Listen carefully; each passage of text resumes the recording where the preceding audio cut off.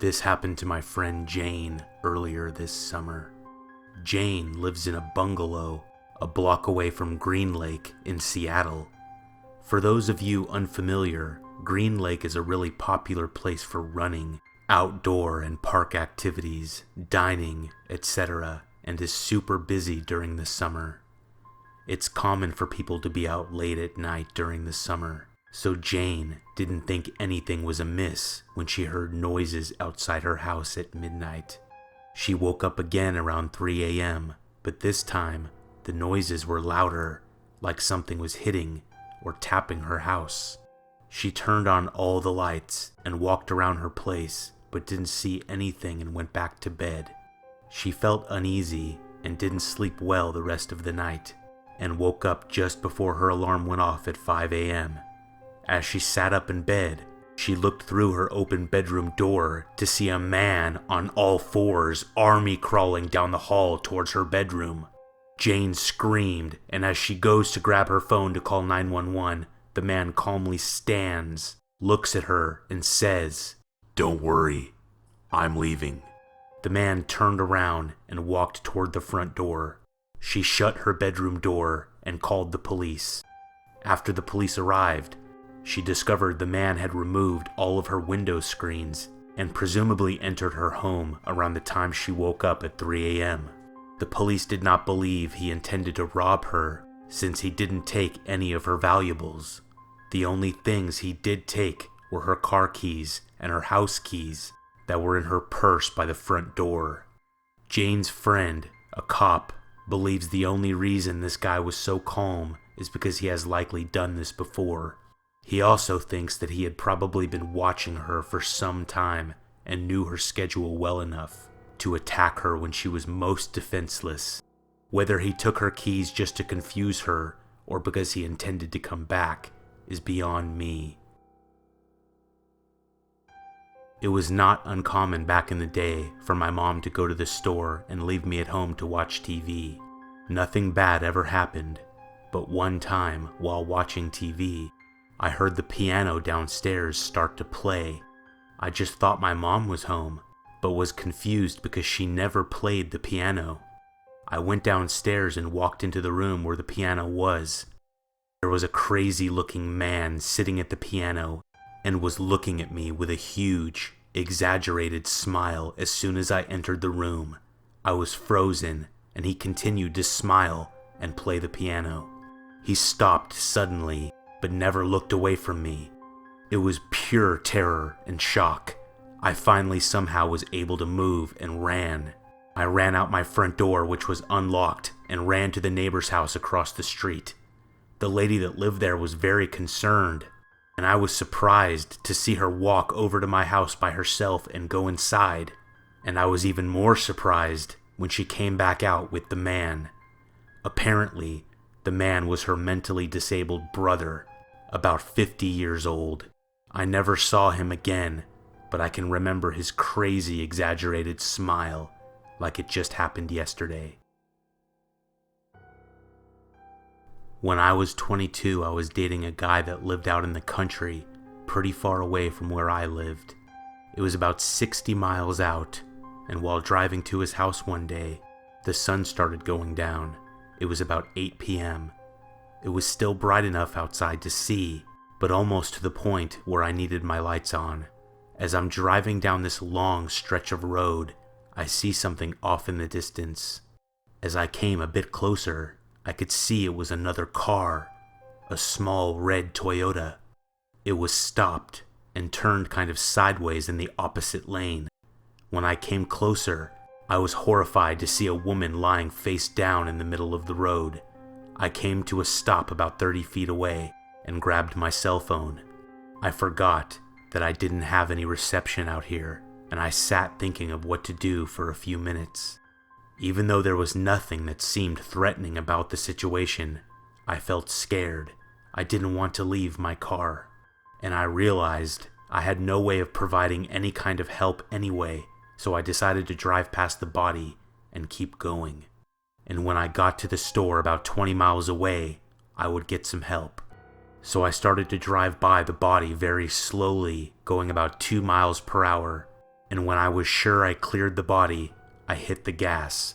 Only about 5 seconds go by, and I look in the rearview mirror. The body is now standing up in the middle of the road, facing me. My parents bought their first house back in 1972. It was a fixer-upper, but they decided to move in right away and fix things as time and money permitted. Within a few days of moving in, the new neighbors came over to introduce themselves. They also let my parents know that the previous owners had moved out after a nasty divorce. They had lost their second baby from SIDS, and their relationship went downhill from there. My parents were horrified, more so because they were newly pregnant and couldn't imagine going through such a thing. They eventually pretty much forgot all about it. Life went on. They were in love with their new life and their new house. In preparation for the baby, they decided to wallpaper the nursery. My dad told my mom there was no need in wallpapering the inside of the closet, but she insisted. She was kneeling down, scraping off old paint inside of the closet when her eyes fell upon something that made her blood turn to ice. Written in crayon, at about eye level for a kindergartner, in childish scrawl was, "I killed the baby." I'm laying in bed reading with my dog at night. My bedroom door is open, and my room is the only room in the house with the lights on. It's completely silent. I took a quick glance at my dog. My dog is staring out the door into pure darkness. I see him slowly tilting his head to the side, which he only does when he sees or hears something that seems bizarre. Then he slowly stands up and starts growling and snarling towards the dark hallway. I start to call his name, but he ignores me, and his growling is becoming more and more aggressive. I stand up next to him and look out the door, but I can't see anything, it's so dark. He then starts to bark. I look down at him, and he is definitely staring at something in the hallway. I lean down to pet him, and as soon as I touch his head, he stops. His mouth opens, and he starts panting while wagging his tail. It was so unnerving. This happened almost 10 years ago now. I was in high school, the summer before my senior year. I got a job at the big movie theater in my town. It wasn't too bad. I sold tickets or manned the concession stand. The best part of the job was getting to see all of the movies for free. I would come in even on my days off and see whatever was playing. I didn't have many friends back then, so this was a great way for me to kill time and not focus on my lack of social life. I worked the early shift on most weekdays and got to know the matinee crowd. Mostly it was older folks who complained about the stale popcorn. It was during one of these shifts I first met Brian. He stood out from the usual crowd because he was younger, maybe late 30s, and handsome. He came several times a week and saw almost as many movies as me, always carrying some sketch pad into the theater with him. He was always friendly with me. After one of my shifts, I popped into a theater to catch the second half of some CGI movie. On my way out, I ran into Brian. He asked what I thought of the movie, and we started talking. After maybe 10 minutes of conversation, I asked about the sketch pad. He told me he was an illustrator of children's books and was taking some time off between projects. He came to the movies for inspiration. I asked to see some of his work, and he nervously showed me what he had sketched during this movie. They were hysterical. He put the cartoon characters in bizarre and dark situations. I told him I loved them, and he said he would show me more. From then on, Brian came in more often. Seeing him was the best part of my shift. I would tell him what movie to see and ask for specific drawings. The darker, the better. My favorite one had the rat from Ratatouille cooking his human friend and serving him to guests. I could tell he loved showing them to me. I know our friendship could sound sketchy, what with him being an older guy and me a high school student, but I really felt like we were just two awkward people that clicked. He treated me like an adult, and never did anything inappropriate. One day, towards the end of the summer, Brian came in when I was working the evening shift. We were really busy, so I didn't get to talk to him much before he went into his movie. A group of girls from my high school came up to the concession. Their leader was Michelle. She was the most popular and pretty and athletic girl in the school. On top of all that, she was really nice. I hated her at the time, but looking back, it was obviously just jealousy. I don't blame anyone for not wanting to be friends with me, given my shitty attitude. When they came to the counter, I panicked and hid. I called over my coworker and he took care of them. Later on, Brian came to see me after the movie got out. He said he saw me run away from those girls. I was so embarrassed that he saw that. I panicked and made up an excuse. Those are just the mean girls at school. They try to make my life hell. I don't really care. I just didn't want to deal with it today. I lied. Brian got a very serious look, more serious than I had ever seen before, and told me, "Don't worry, bullies always get what's coming to them." Brian didn't come around over the next few days, and I was a bit relieved because of how stupid I acted the last time. One evening, I came home from work and my mom told me I received a large letter, probably an information packet from a college. I opened it up and found a sketchbook, immediately recognizing it as the same type Brian always carries. Before I opened it, I started thinking how weird this was. How does he know where I live? If he wanted to show me his drawings, why not just do it in person like always? I flipped to the first page, which had the words, "An invitation," in big, fancy font. The next page showed a young girl tied to a chair. It was Michelle. She looked terrified. All of Brian's drawings, even the most gory ones, were whimsical and cartoonish. Not this. This was photorealistic. Two dark figures in masks approached her. They pulled out knives, and I couldn't keep turning the pages.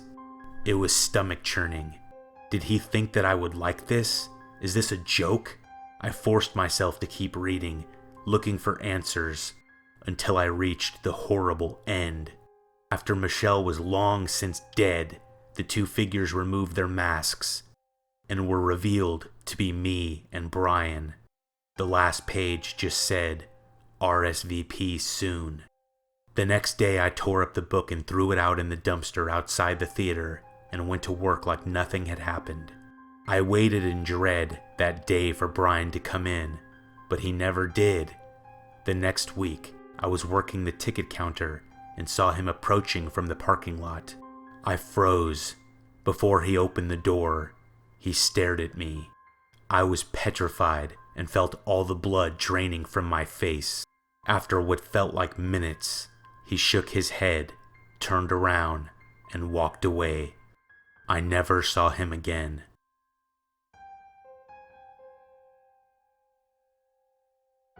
My husband and I were laying in bed one night when we heard a noise. Nothing crazy, just a small rustling noise. We argued over who should go check it out, decided it was nothing, and then tried to go back to sleep. We heard the noise again. "What the hell?" "You go." "No, you go." While we were arguing, in whispers because my daughter's bedroom had an adjoining door, we heard it again near the foot of our bed. I turned on my phone to use as a light and saw my daughter on the floor. She was on all fours, cocked her head, turned her face toward the light at a most disturbing angle, and then skittered on all fours back into her room and into her bed. My husband and I were absolutely horrified. She was sleepwalking and crawling and had no recollection. She did creepy sleepwalking things after that for years, usually while we were watching scary movies or lying in bed in the dark. Kids are the worst. When I was 13, I woke up in the middle of the night after hearing something hit my window. The window in my room faced the street, and we didn't have a fence or anything in front. I looked over and saw a man standing outside my window. He was smiling. He didn't do anything except stand there and smile. I wanted to scream, but couldn't for fear of what he would do. After a couple of seconds, he walked away out of sight. A few more seconds later, I heard my front door open. No mistake, it opened quietly, and you couldn't hear it unless you were awake and listening for it. After that, silence for about 1 minute. Then my bedroom door opened and the man walked into my room. I was petrified. He stood there right in front of me and just smiled. His clothes were dark and he was clean shaven. He stood there for a good minute before turning around and walking out again. I heard my front door open and close, and then nothing. I ran to my parents' room and told them what just happened, and they freaked out. They were positive they had locked the door. It was the scariest thing that's ever happened to me by far. I have no idea who he was, and I never saw him again. One day, I was called over to babysit. I did it a lot for these people, so it was routine for me. I was told to put the kids to bed at 9, and I did. After I put them to bed, I started watching TV and doing homework, waiting for their parents to come home. But then, I started hearing some noises coming from the basement, like pans falling and stuff. I ignored it at first and thought it was the washing machine or something. A little later, I started hearing the noises again, so I decided to call the police and tell them I was hearing noises coming from the basement at the house I was at. The lady at the station told me there's a patroller in your area and that he'll be at the house in about 20 minutes. A few seconds after I hung up the phone rang. I answered, and it was the 911 responder I had just spoken to. She sounded frantic and told me after I hung up the phone, the line was still active, and then she heard another line hang up on my end. She then told me to go into the room with the children and lock the door. I stood in the dark room with the sleeping kids clutching a kitchen knife for about 15 minutes until I heard a knock at the door. Walking from that room to the front door to let him in was the most intense experience of my life. There were 2 cops that came, and they didn't find anyone in the basement or anywhere else. When I was 7 years old, I woke up in the middle of the night with an earache. I decided to tell my mom and stepdad and walked out of my room. Someone was sitting in the chair in the living room, about 3 feet away from my bedroom door. The person looked strange. The face was just kind of distorted, but it was dark and I couldn't see well. "Mom?" I asked. The person shook their head, and I started getting scared. "Mike?" The person shook their head again. I decided the best option was to go back to bed so I wouldn't have to walk past this person. I climbed in bed and closed my eyes for a second before opening them and seeing the person standing in my doorway, smiling madly and nodding furiously.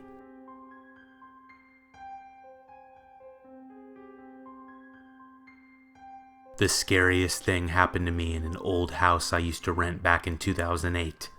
I came home from work one day and heard a blood-curdling scream come from my crawl space. The entrance to my crawl space was in my coat closet in the foyer. The hatch to get in was still shut, but there was a trail of blood leading up to it, and bloody scratch marks all over it. I knew there was nobody else in the house because my roommate was in Atlanta on a business trip all week. If he had been home, I wouldn't put it past him to have injured himself dicking around down there. He constantly had to go down there because he would disconnect the speaker wires running from my receiver to the outdoor speakers. Whenever he pulled the receiver out to plug his laptop in, the wires would yank out of their ports and fall through the hole we drilled in the floor. They didn't have any slack because the idiot at Home Depot that cut them for me didn't know what the hell he was doing. I asked him for 100 feet of 8-gauge speaker wire, and he started cutting me Cat5 cable. How the hell do you confuse Ethernet with speaker wire? That was the last straw with Home Depot. They already screwed me twice with that shitty Ryobi brand of tools they carry. I bought a Ryobi leaf blower and weed whacker, and neither of them ever started. Fuck Ryobi, and fuck Home Depot. I really hope you enjoyed these stories. I want to say thank you so much for watching, and if you liked the video, please do me the biggest favor and share it. It really makes a huge difference and will enable many more people to see the video. If you're interested, there is now Being Scared merchandise available for purchase. I will leave a link on screen for you, as well as in the description. If you're feeling super generous, click the link to head over to my Patreon and become a patron of mine. I currently remodel kitchens for a living, and it requires many, many hours of my time. Someday, I hope to have more time to create videos at a much faster rate, and you can help me by pledging $2 or even $1 a month. You will receive a personal thank you from me, and your name will be featured in the description to every future video. In closing, I hope you all have a fantastic night. Subscribe to the channel if you have not already. I promise I have some very creepy stories in the works.